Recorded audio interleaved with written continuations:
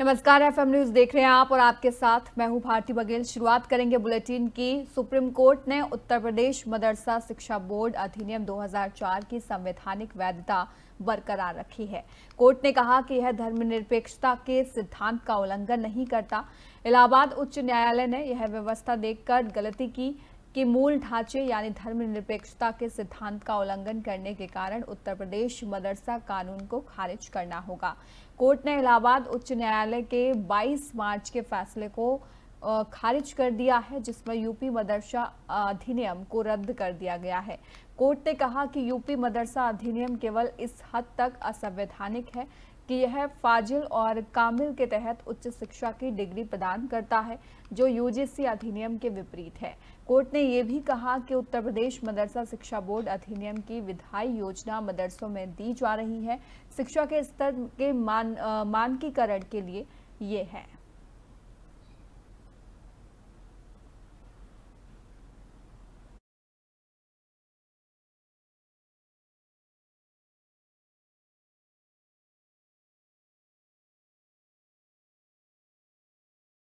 इस देश के सर्वोच्च न्यायालय सुप्रीम कोर्ट ने मदरसा एक्ट को, जिसे संविधान के खिलाफ उत्तर प्रदेश सरकार ने माना था, और इलाहाबाद हाईकोर्ट ने उसे निरस्त कर दिया और इसे संविधान सम्मत पाया है। ये सेक्युलरिज्म के आधार पर है।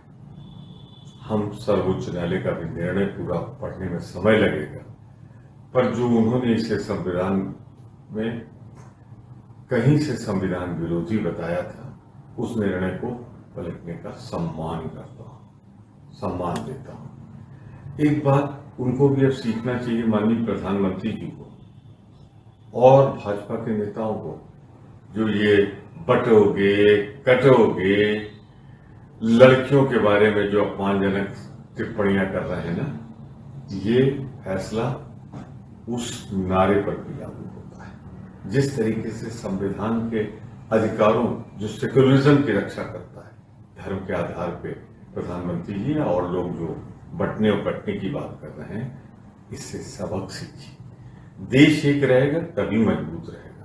राष्ट्र की एकता और अखंडता के लिए जरूरी है सब मिलजुल कर रहे हैं, कम से कम चुनाव के मुद्दे के लिए। इस देश के सुप्रीम कोर्ट की 9 जजों की बेंच ने मंगलवार को निजी संपत्तियों के अधिग्रहण किए जाने को लेकर बड़ा फैसला दिया है। चीफ जस्टिस डीवाई चंद्रचूड़ की अध्यक्षता वाली बेंच ने कहा कि हर निजी संपत्ति को संविधान के अनुच्छेद 39B के तहत सामुदायिक संपत्ति का हिस्सा नहीं माना जा सकता। बेंच ने 3 हिस्सों के फैसले में कहा कि निजी संपत्ति किसी समुदाय के भौतिक संसाधन का हिस्सा हो सकती है, लेकिन यह जरूरी नहीं कि हर संसाधन जिसका मालिकाना हक किसी व्यक्ति के पास हो, वह समुदाय के भौतिक संसाधन का हिस्सा हो ही।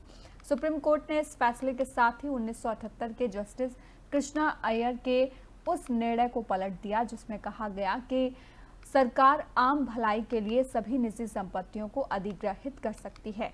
7 न्यायाधीशों की बहुमत का फैसले में आपको बता दें कि सरकार की निजी संपत्तियों पर कब्जा कर सकने वाली बात कहने वाला पुराना फैसला विशेष आर्थिक समाजवादी विचारधारा से प्रेरित था। हालांकि मौजूदा फैसले के तहत निजी स्वामित्व वाली सभी संसाधनों को अब सरकार द्वारा अधिग्रहित नहीं किया जा सकता। सुप्रीम कोर्ट की 9 जजों की बेंच में जो 2 जजों का फैसला अलग रहा, जहां जस्टिस बीवी नागरत्ना ने बेंच के फैसले से आंशिक रूप से असहमति जताई, वहीं न्यायमूर्ति सुधांशु धूलिया पूरी तरह असहमत दिखाई दिए।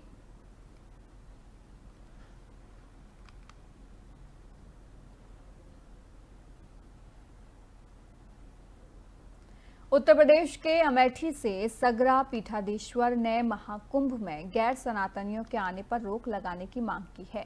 वह समय समय पर हिंदुओं और धर्म के प्रति आवाज उठाते रहे हैं। आपको बता दें कि उन्होंने एक बार फिर अपना बयान जारी किया है और संतों के बयान के समर्थन में मौनी महाराज ने वीडियो जारी करके महाकुंभ से पहले गैर सनातनियों को लेकर मांग उठाई है। मौनी महाराज ने कहा कि गैर सनातनियों का महाकुंभ में प्रवेश पूरी तरीके से प्रतिबंधित किया जाए। गौरीगंज के बाबूगंज सगरा पीठाधीश्वर मौनी महाराज समय समय पर धर्म को लेकर आवाज उठाते रहते हैं। ऐसे में उन्होंने एक बार फिर वीडियो जारी कर महाकुंभ 2025 से पहले प्रयागराज में गैर सनातनियों का प्रवेश प्रतिबंधित किए जाने की मांग की है। उन्होंने कहा कि महाकुंभ में गैर सनातनियों का प्रवेश पूरी तरह से प्रतिबंधित हो। गैर सनातनी लोग जिस तरीके से धर्म के प्रति अपशब्द प्रयोग करते हैं और धर्म के खिलाफ बोलते हैं, ऐसे में गैर सनातनियों का प्रवेश भी पूरे तरीके से प्रतिबंधित होना चाहिए। महाकुंभ 2025 में लगने जा रहा है, जहां पर गैर सनातनियों के नहीं आने का हम समर्थन करते हैं, क्योंकि अगर वो मेरे इष्ट देवताओं को नहीं मानते, गंगा को नहीं मानते, भारत को नहीं मानते, राष्ट्रभूमि को नहीं मानते, वंदे मातरम को नहीं मानते और मेरे मठ मंदिरों के पास रह करके वो पूजा के सामग्रियों में और मिष्ठान में मांस के लुथड़े मिला दे हैं, तो ऐसे लोगों को प्रयागराज आने की कोई आवश्यकता नहीं है। मैं अखाड़ा परिषद के इस बयान का समर्थन करता हूं और मुस्लिम पर्सनल बोर्ड जो कह रहा है वो अपने मक्का में क्यों हिंदुओं को नहीं जाने देना चाहता है। अगर वहां की सारी व्यवस्था मुसलमानों के हाथ में है, प्रयागराज हम सनातनियों का है और वहां सनातनियों को ही दुकान मिलनी चाहिए। सरकार को इसका पालन कराना चाहिए और हर दुकानदार सनातनी हो, हिंदू हो, जो माँ गंगा को माने, राम को माने, कृष्ण को माने और महाकुंभ में डुबकी लगाए, उन्हीं लोगों को प्रयागराज आना चाहिए। जय माता। कर्नाटक के मुख्यमंत्री सिद्धारमैया ने मुडा घोटाले के मामले में लोकायुक्त के सामने पेश होने की पुष्टि कर दी है। लोकायुक्त ने घोटाले के संबंध में पूछताछ के लिए सीएम सिद्धारमैया को समन जारी किया था। मंगलवार को सीएम हुबली धारवाड़ इलाके में एक कार्यक्रम में शामिल हुए। इस दौरान मीडिया ने उनसे पूछा कि क्या वे लोकायुक्त के सामने पेश होंगे, तो इस पर सीएम सिद्धारमैया ने कहा कि मैं कल सुबह 10 बजे जा रहा हूं। लोकायुक्त पुलिस ने सीएम सिद्धारमैया को समन जारी कर 6 नवंबर को पूछताछ के लिए पेश होने को कहा था। इससे पहले सीएम की पत्नी पार्वती से इस मामले में 25 अक्टूबर को पूछताछ हो चुकी है। साथ ही पार्वती के भाई मल्लिकार्जुन स्वामी और देवा राजू से भी पूछताछ हुई है। देवा राजू से भी मल्लिका स्वामी ने जमीन खरीदकर अपनी बहन पार्वती को उपहार स्वरूप दी थी। मुख्यमंत्री सिद्धारमैया ने किसी भी गड़बड़ी से इनकार किया है और कहा है कि विपक्ष उनसे डरा हुआ है, जिसकी वजह से उन पर आरोप लगाए जा रहे हैं। मुडा घोटाले के मामले में ईडी ने भी मुडा के पूर्व आयुक्त डीबी नातेश से पूछताछ की थी। पूछताछ के बाद पूर्व आयुक्त को हिरासत में लिया गया था। ईडी इस मामले में धन शोधन के कोर्ट से जांच कर रही है।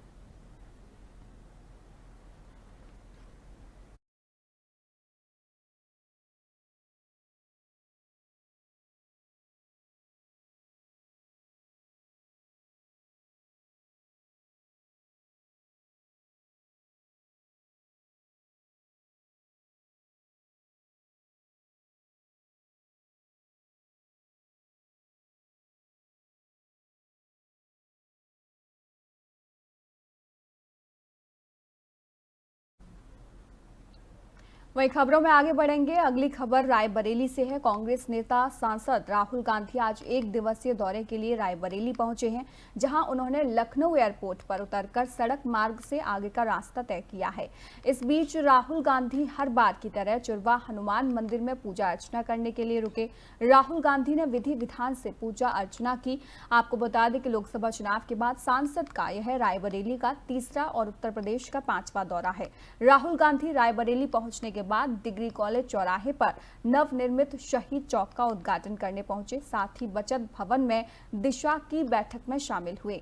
इन सभी कार्यक्रम के दौरान अमेठी सांसद के एल शर्मा भी राहुल गांधी के साथ शामिल रहे। विधायक, एमएलसी समेत प्रशासनिक अधिकारी भी दिशा की बैठक में मौजूद रहे।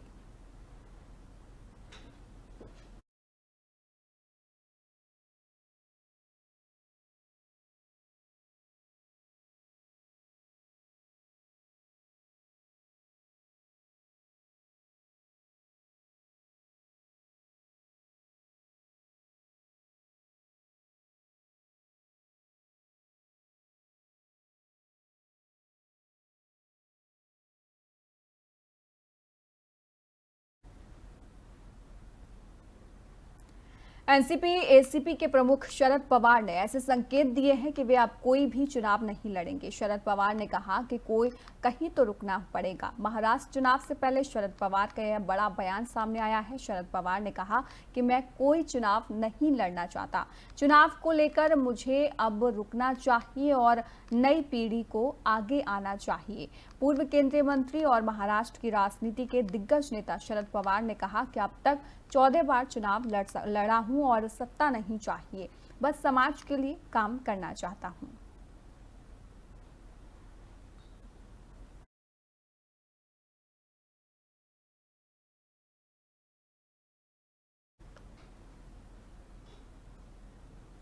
महाराष्ट्र के नए डीजीपी के तौर पर संजय वर्मा नियुक्त किए गए हैं। इससे पहले चुनाव आयोग ने कांग्रेस पार्टी की शिकायत पर संज्ञान लेते हुए डीजीपी रश्मि शुक्ला को हटा दिया था, जिसके बाद मुंबई के पुलिस कमिश्नर विवेक फणसालकर को महाराष्ट्र के पुलिस महानिदेशक की जिम्मेदारी अतिरिक्त तौर पर सौंप दी गई थी। बता दें कि महाराष्ट्र में 20 नवंबर को चुनाव होने हैं। रश्मि शुक्ला प्रदेश की पहली महिला डीजीपी थी, जिनके खिलाफ कांग्रेस समेत कई दलों ने चुनाव आयोग को शिकायत दी थी।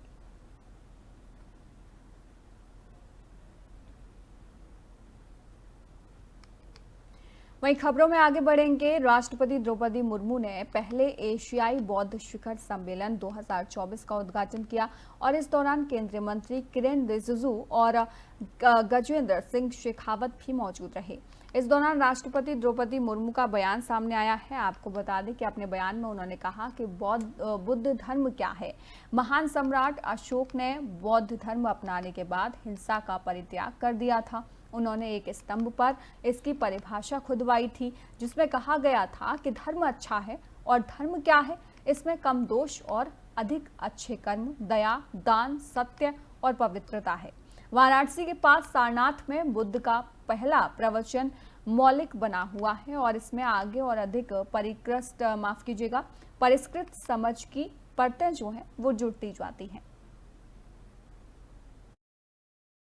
Ashok the great emperor who shunned violence after embracing Buddhism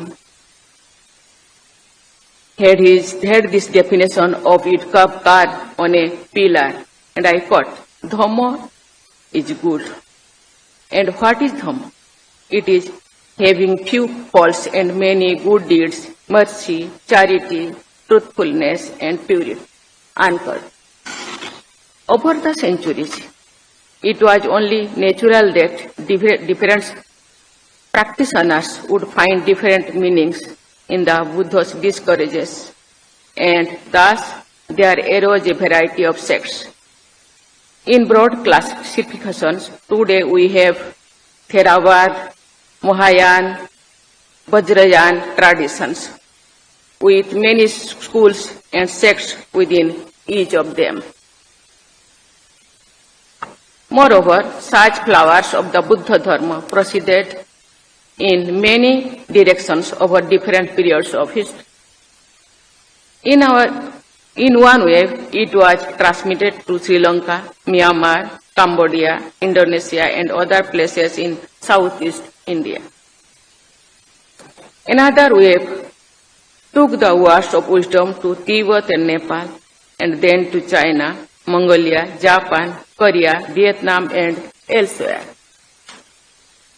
While their interpretation of the Tathagata's message differ widely, what must be noted is that there is no contradiction among them. The Buddha's first discourse at Sarnath near Varanasi remains fundamental and layers of further and further refined understanding of.